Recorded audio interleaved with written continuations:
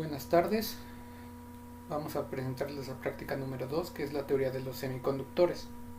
Mi equipo es el número 8 y está conformado por Valdés Dueñas Carla Nicole y por Tobar Sebastián, su servidor. Bueno, esta teoría, para empezar, tenemos que aclarar que al utilizar circuitos electrónicos es importante comprender las características técnicas de cada circuito, todos los elementos que lo componen, entre otras cosas. Todos estos materiales que se usan muchas veces incluyen diagramas de comportamiento, también llamados curvas características de componentes.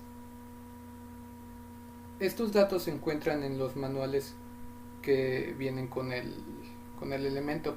Sin embargo, también existen los manuales electrónicos y los físicos que recopilan información técnica de la mayoría de los componentes de la gran base de datos, entre otras cosas.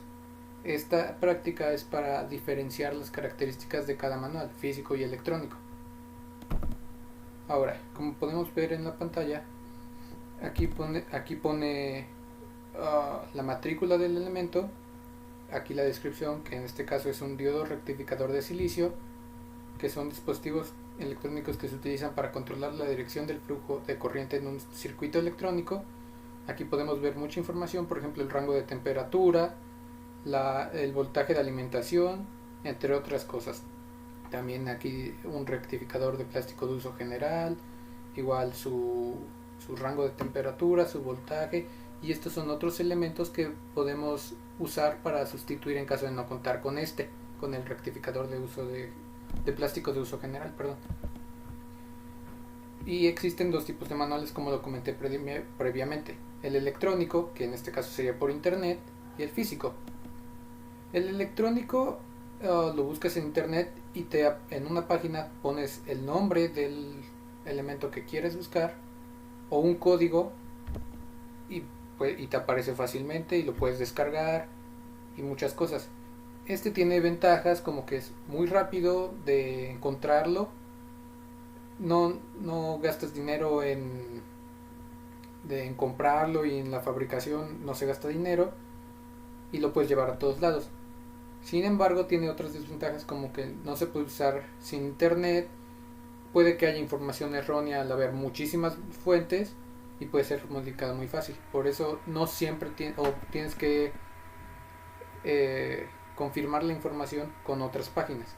Y el físico, pues sus ventajas son que es información confiable porque viene directamente de la empresa que fabrica el elemento, es más fácil leerlo y no se te puede perder tan fácilmente como si fuera un electrónico. Sin embargo, su desventaja es que muchas veces puede estar desactualizado al ser impresión masiva, entonces muchas veces puede no estar actualizado al 100% y puede ser una manera de buscar los datos muy tardada. Miren, aquí podemos ver el electrónico de los elementos. Y bueno, los semiconductores es un elemento cuya productividad eléctrica puede considerarse situada entre las de un aislante y la de un conductor. Esto quiere decir que no es extremadamente buen conductor como un conductor en sí, pero tampoco es aislante. Los semiconductores más conocidos son el silicio y el germanio, debido a que el comportamiento del silicio es más estable que el germanio frente a todas las perturbaciones exteriores eléctricas. Pueden variar su respuesta normal. Sin embargo, el silicio es el elemento semiconductor más utilizado en la fabricación de los componentes electrónicos. Los semiconductores puros o intrínsecos tienen enlaces covalentes, pero difícil de destruir. Su conducción actual es causada por los portadores de carga y huecos electrones producidos en este momento. Alguna energía externa cita los átomos del material y produce agujeros de electrones. Los semiconductores extrínsecos son materiales como el silicio y el aluminio. Use germanio solo cuando agregue impurezas a estos materiales, átomos de fósforo, arsénico y entre otras cosas. A los semiconductores se les llama de tipo N y las impurezas se denominan donantes. Estos donantes proporcionan un exceso de electrones al semiconductor porque hay 5 electrones en la última capa.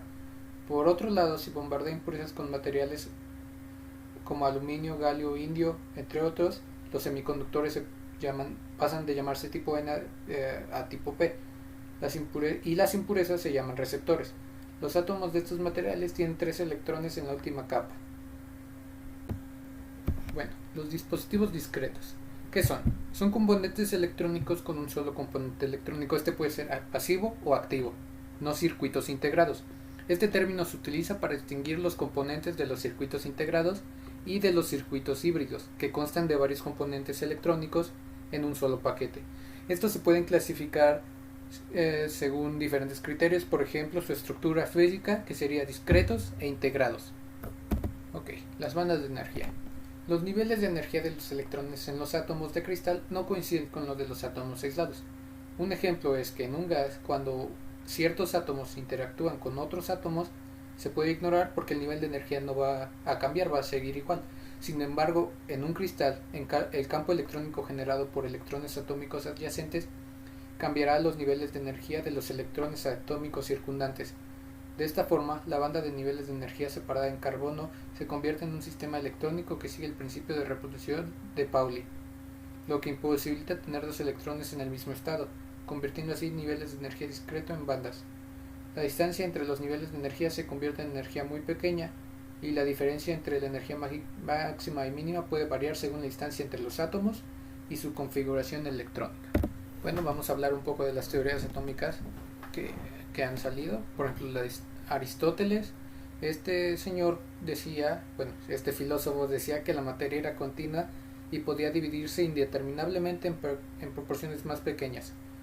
Es decir, él decía que tú podías seguir dividiendo y dividiendo y dividiendo la materia así infinitamente. Y decía que la naturaleza estaba compuesta de los 4 elementos: tierra, aire, agua y fuego. Después Demócrito puso 3 postulados, sus 3 postulados principales. Decía: los átomos son eternos, indivisibles, homogéneos, incomprensibles e invisibles. Los átomos se diferencian solo en forma y tamaño, pero no por cualidades internas. Entonces él decía que podían ser diferentes en forma y tamaño, pero en su núcleo eran iguales. Y las propiedades de la materia varían según el agrupamiento de los átomos. Después, Dalton postuló una idea donde decía que todas las sustancias están formadas por partículas indivisibles llamadas átomos.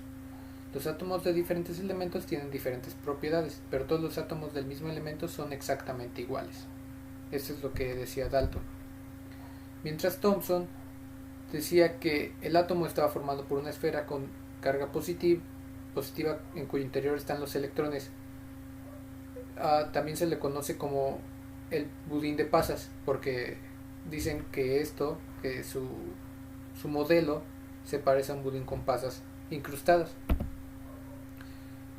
Mientras que Rutherford establece que el átomo tiene una zona central o núcleo donde se encuentra la carga total positiva, que es la de los protones, y la mayor parte de la masa del átomo aportada por los protones y neutrones.